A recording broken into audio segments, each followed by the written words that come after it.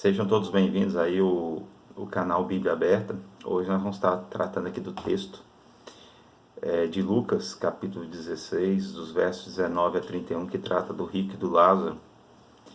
E vamos tratar desse texto porque tem gerado algumas dúvidas, sobre do que Jesus está falando.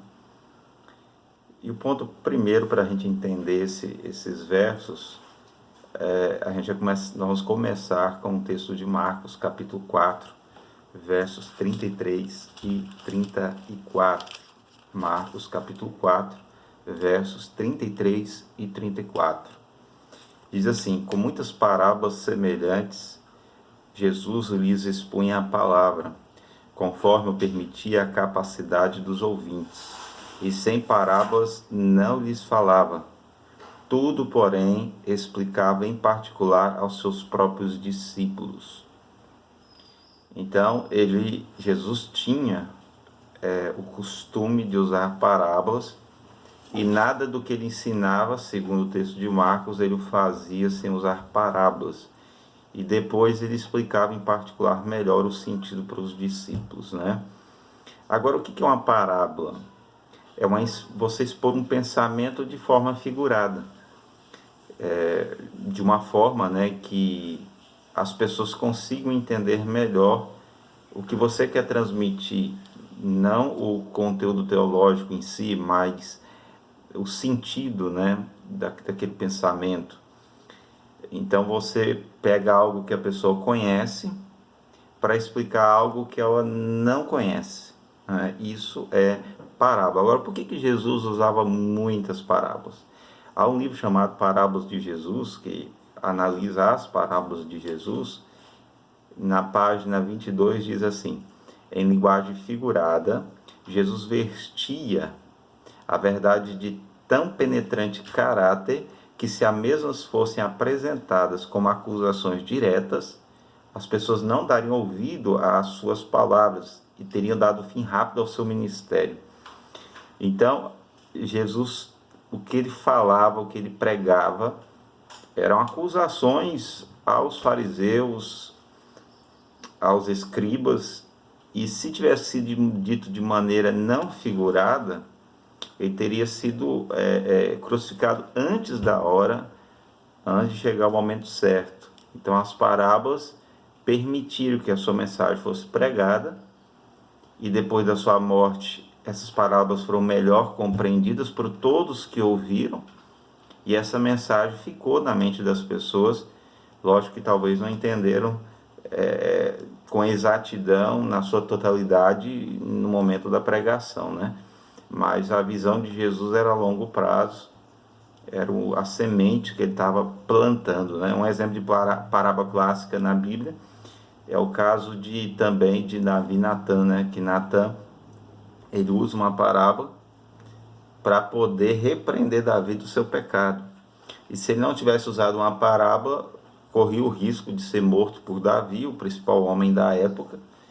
Então a parábola conseguiu abrir o coração de Davi, sem ele ter um preconceito, uma barreira, e essa mensagem entrou no seu coração, e quando ele se deu conta, então o coração estava aberto, e a reação foi de arrependimento e não de ataque, de querer matar Natã, Agora vamos voltar ao texto de Lucas, capítulo 16, versos 19 e 31.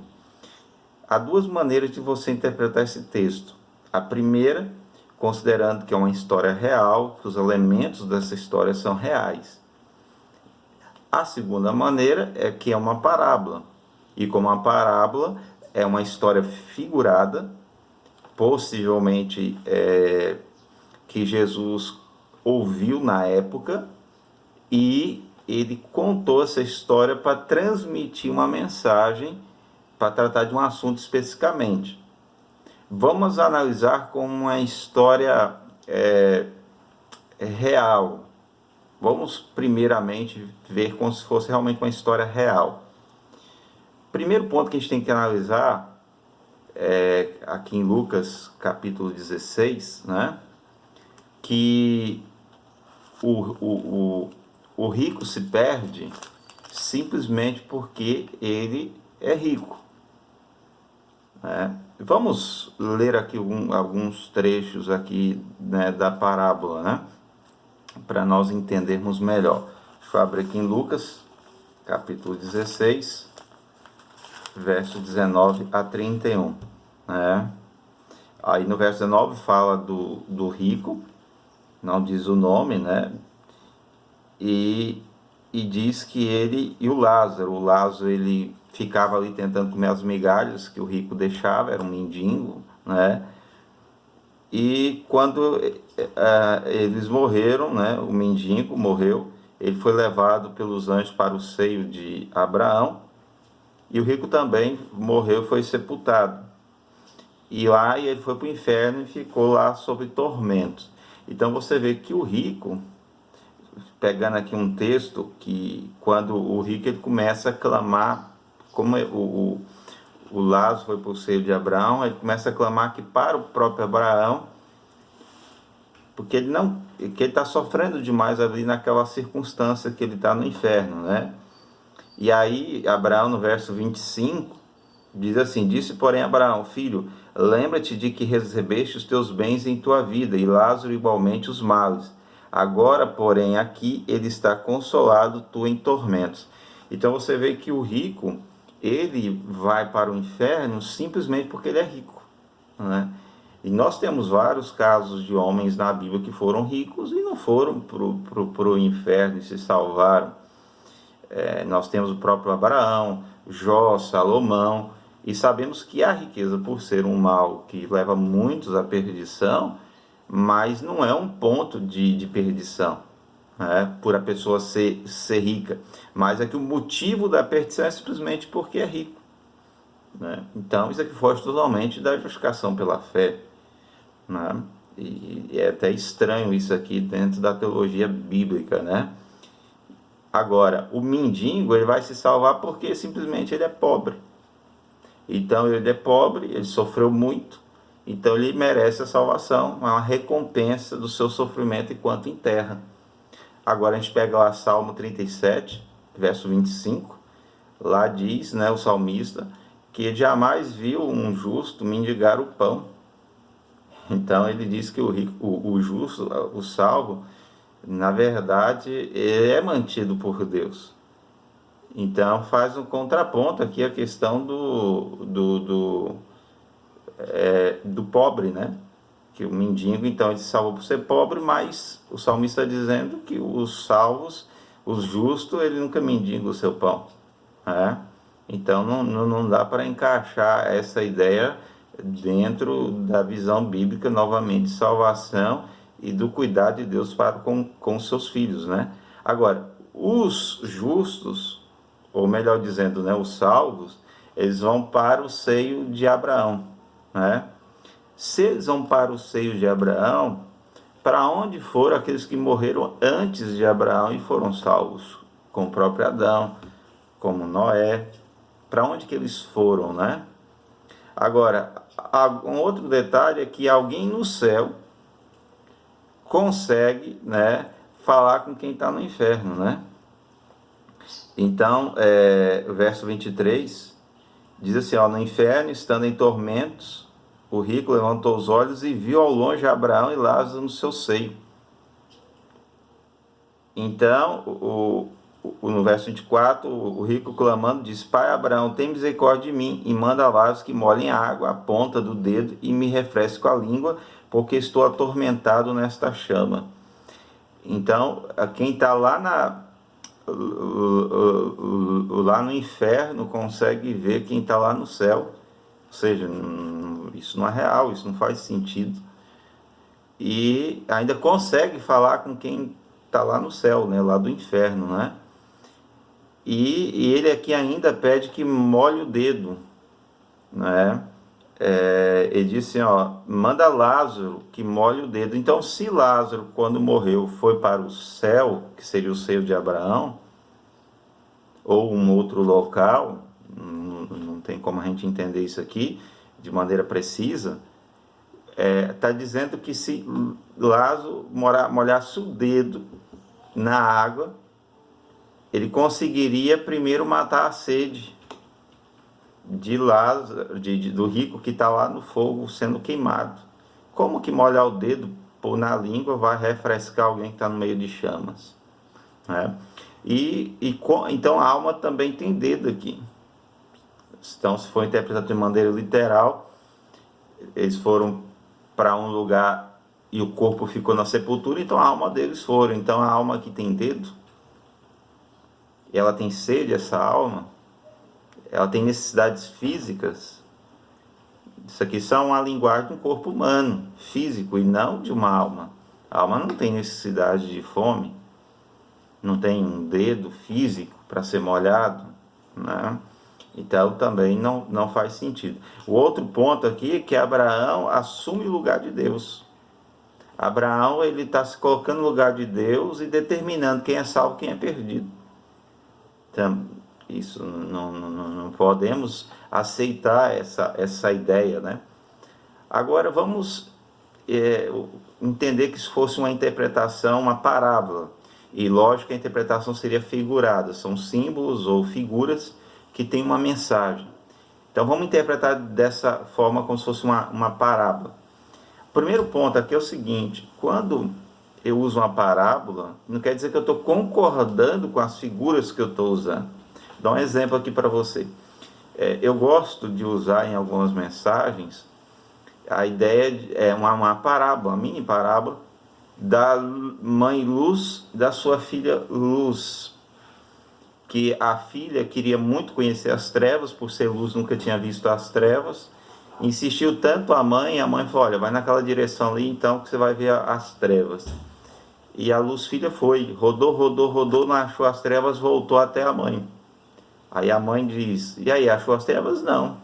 Não consegui achar as trevas. Aí a mãe fala: olha, onde você está, você é luz, nunca vai haver trevas. Então a mensagem que tem aqui é de que os filhos de Deus, eles vão sempre ser luz onde estão. Agora, por outro lado, eu não estou concordando com a ideia de que a luz é um ser real, né? Eu não estou concordando com isso. Eu só estou usando uma coisa figurada. Então Jesus, ao usar essa parábola, não quer dizer que ele estava concordando com os elementos dessa parábola. Ele estava, na verdade, tentando usar algo que as pessoas já tinham ouvido na época para ensinar uma mensagem para elas. E a mensagem qual que era que Jesus queria transmitir, então, através dessa parábola? Veja, o rico, bem vestido e alimentado, eles seriam quem? É um símbolo figurado. Então, qual o significado do rico, bem vestido e alimentado? Era os judeus, que eram o povo de Deus na época de Jesus. Jesus tinha vindo para pregar para os judeus, ele mesmo diz, a Bíblia diz, ele veio para os seus não receberam, os judeus, e eles se sentiam ricos, abastados, que eles não precisavam de mais nada. Então eles se sentiam melhor do que os outros. Então os ricos aqui, o rico simboliza os judeus, né? Que era o povo de Deus na época. E o mendigo? O mendigo são gentios, ou seja, quem não era judeu, e era visto pelos judeus como pessoas não merecedoras da salvação e que não deveria nem comer com eles. E os gentios, por isso, se sentiam até indignos da salvação como mendigos. Mateus 8, verso 8, nós temos, diz assim lá, Mateus 8, verso 8, né? O centurião, que era um gentil, respondeu: Senhor, não sou digno de que entre na minha casa, mas apenas manda com uma palavra e o meu rapaz será curado. Então, você vê que o centurião, um gentil, se achava um mendigo, indigno da salvação e da presença de Jesus. Então, mendigo aqui são os gentios, que foram desvalorizados pelos judeus, pelo rico, e o ponto aqui é a salvação, não é a riqueza, né? Então, o mendigo, o gentil, estava ali na porta do rico, os judeus, muitos querendo a salvação, mas não alcançando, né, pela forma que os judeus viam os gentios, né?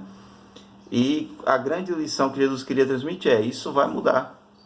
Os judeus vão deixar de ser o povo de Deus, e os gentios que acolheram o evangelho, ou acolheriam o evangelho, é que seria agora a igreja de Deus. Então a igreja de Deus é o seio de Abraão. Aí nós temos o texto de Gálatas, né? Capítulo 3, no verso 7, no verso 7 ao 9, diz assim: Sabei, pois, que os da fé que são filhos de Abraão. Ora, tendo a Escritura previsto que Deus justificaria pela fé os gentios, pré-anunciou o evangelho a Abraão: Em ti serão abençoados todos os povos, de modo que os da fé são abençoados com o crente Abraão. Então, Paulo, ele usa a figura de Abraão muito no Novo Testamento, porque Abraão era considerado o pai dos judeus, mas Paulo ele mostra que Abraão, pelo contrário, ele foi não pai exatamente dos judeus, mas os pais da fé, porque a partir dele se criou o povo de Deus, mas Abraão ele se tornou o povo de Deus porque ele creu na promessa que Deus tinha para ele. E os salvos do Novo Testamento são aqueles que não que nasceram de sangue, como os judeus, mas aqueles que creram na promessa da salvação em Cristo Jesus. Então, esses são os verdadeiros filhos de Abraão. Então, esses, quando os gentios, os pobres, eles aceitam a salvação, eles se transformam em filhos de Abraão, herdeiros da promessa, e vão para o seio de Abraão, que é a igreja, que é o povo